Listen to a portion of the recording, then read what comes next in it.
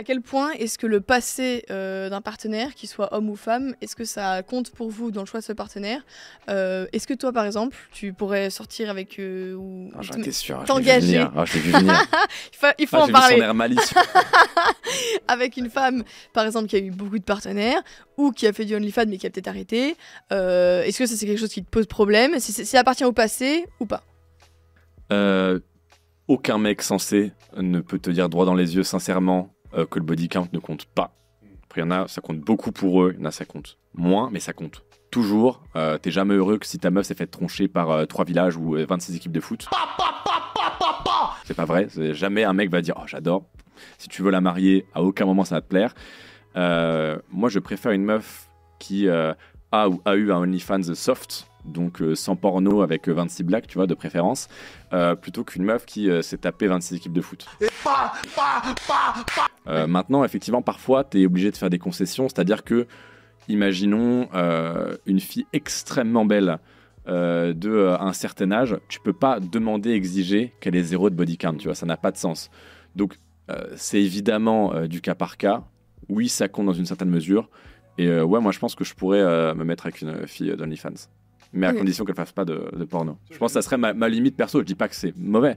Mais je dis que moi, personnellement, ce serait ma limite. Ouais. Moi, je suis pas du tout insecure si ma meuf qui est très jolie, je la trouve... on se rencontre, elle est déjà mannequin ou elle est déjà influenceuse ou autre, de quel droit, de la même manière que je veux pas qu'elle me dise arrête l'OFM, arrête Reveal, etc. De quel droit je vais lui dire ah par contre qui tu étais avant qu'on se rencontre, tu le mets aux oubliettes. Ah non, si je te prends aujourd'hui, c'est je te prends comme tu es. Après je comprends tout à fait, imaginons un mec qui est avec une fille normale, la fille se lance sur OnlyFans, ça le dérange, je comprends. Mais par contre si tu te mets avec une modèle, si tu te mets avec une fille qui est très jolie, qui est déjà sur les réseaux, bah t'acceptes en fait, tu signes les CGU, c'est dans le contrat. Tu peux aussi trouver une fille très jolie qui n'est pas mannequin ou qui n'est pas trop sur les réseaux, etc. Oui, mais en fait, tant qu'il n'y a pas de... Tu vois, s'il y a plein de mecs qui la DM, qui la regardent, qui la like et tout, qu'elle répond pas, qu'elle s'en fout, que machin, oui, écoute, si ça fait plaisir à l'ego de poster des jolies photos de soi, je sais pas, faut être quand même vachement insécure pour être en mode, oh là, ça me terrifie. En fait, il faut aussi qu'elle te donne beaucoup de gages de confiance. Non, mais évidemment, bien sûr, évidemment. C'est fou parce que tu as dit que tout à l'heure tu avais 22 ans. Ouais. Et j'ai remarqué que les personnes que je fréquentais qui étaient un peu plus jeunes que moi dans cette tranche d'âge-là aussi, au final, c'est vraiment une pensée qu'ils ont. C'est puisque tu es comme ça, je te prends ou je me barre en fait. Et c'est vrai que j'ai l'impression que c'est beaucoup plus facile de faire accepter aux gens quand on est déjà créatrice que quand on l'est devenu. Parce que du coup, moi je sais que quand je suis devenue créatrice, ça n'a pas plu à tout le monde. Notamment à certaines personnes que j'avais pu fréquenter, etc., qui avaient même eu du culot à se sentir trompées par mes activités. Et alors que, à contrario, les personnes que je peux date ou quoi que ce soit, quand je leur dis que je suis créatrice de contenu pour adultes, c'est ah ok. C'est excitant aussi pour eux, il y a le mec. Il y a aussi un avant-après. Le mec que t'es en train de date, tu t'es en train de voir parce qu'il te veut et qu'il t'a pas encore eu. Et le mec qui se plaint que t'as eu un mime alors qu'il t'a daté dans le passé. En mode, après, il y a aussi plein de fois où le mec... il a plus d'intérêt à être copain avec toi, tu vois. Le mec, il va être excité au début par ça, parce que c'est nouveau, c'est stylé, c'est machin, etc. Et après, il va surtout mentir, tu vois. Et t'as aussi beaucoup de mecs qui... en fait, la raison pour laquelle tu vas les attirer au départ, c'est précisément ce qui va les débecter quelques jours, semaines après. Ouais. Si le mec est pas bien dans sa peau, par exemple, il fait « Ah ouais, t'es créatrice et tout, vous datez, ça se passe bien, il se passe ce qui se passe, vous commencez à vous fréquenter sérieusement. » Et au bout de je sais pas, 4 semaines, 8 semaines, tu vas dire « Bon, là, j'ai tourné une scène, machin. » Ah ouais, donc il y a des mecs qui vont acheter ton... Bah oui, mais t'es pas surpris. Il y a des mecs qui sont assez insécures là-dessus et qui sont pas vraiment honnêtes avec ça. Faut son partenaire, tu vois. Par exemple, j'ai rencontré le problème. Du coup, je lui ai dit quoi? Je lui ai dit, tu veux voir la différence entre le sexe pour travailler et le sexe de base? Il a vu la différence. What? Je pense que ça c'est. Tu l'as fait regarder tes sextapes? C'est quoi la différence? Du coup, j'ai pas menti. Il savait déjà ce que je faisais en fait. La différence déjà, c'est que quand on est dans une relation sexuelle avec son partenaire où il y a vraiment que nous, déjà, il y a plus de sensualité. On en a rien à faire. On veut dire. Enfin, je sais pas comment dire.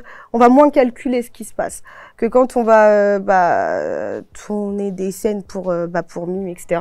Faut penser aux angles, faut penser à la stabilisation. En plus, nous, certains utilisent des caméras, des ring lights, ou des fois, ils sont juste avec l'iPhone comme ça. Et en fait, faire en sorte que l'image soit claire, que les couleurs soient bien, que l'angle soit bien, parce que du coup, ils veulent voir telle chose. Voilà, c'est ça.